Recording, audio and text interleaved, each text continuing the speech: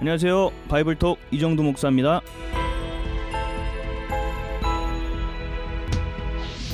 많은 사람들이 극복하려고 하지만 사실 회복되는 것입니다. 문제는 내가 넘어서는 것이 아니라 하나님 앞으로 가져오는 것이기 때문입니다. 오늘은 극복 대 회복이라는 제목으로 하나님의 말씀을 나눠보는 바이블톡입니다.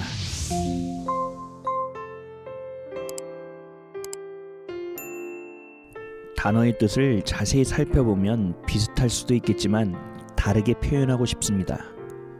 어려움과 아픔이 닥쳐올 때 세상은 이를 극복하려고 하지만 믿음으로 살아가는 우리는 충분히 경험되어짐을 통해 회복되어지는 삶을 살아간다.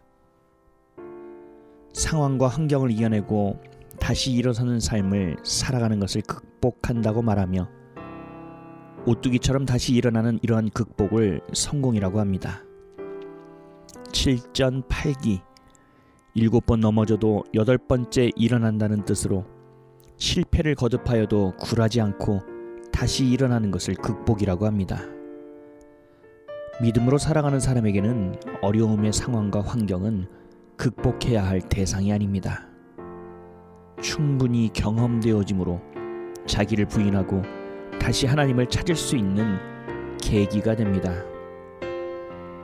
내 중심으로 옮겨왔던 마음을 하나님께로 옮겨오고 내 생각이 가득했던 삶을 예수님의 생각으로 가득 채워내는 일을 회복이라고 합니다.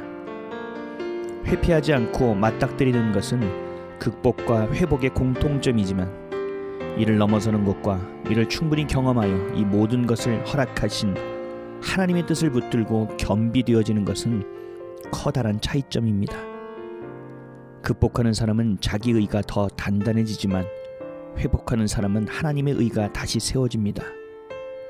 극복하는 사람의 열매는 교만이 될 가능성이 높지만 회복하는 사람은 반드시 겸손의 열매를 거둡니다.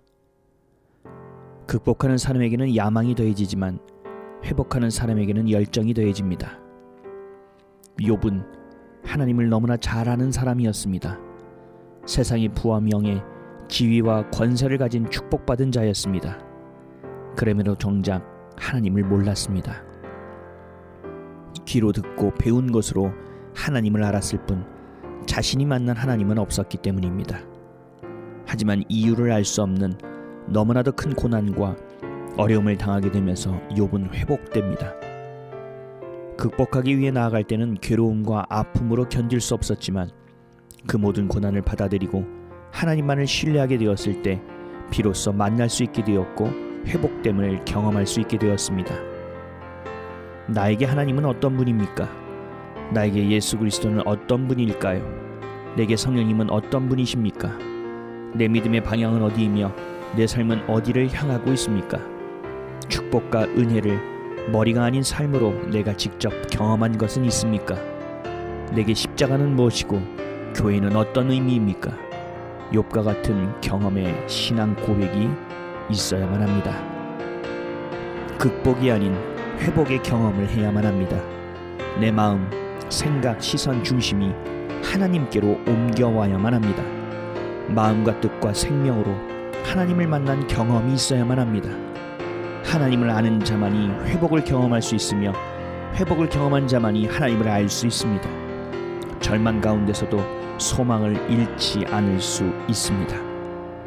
매일 하나님을 만남으로 알아가는 자, 회복되는 자 되시기를 예수 그리스도의 이름으로 기도드립니다.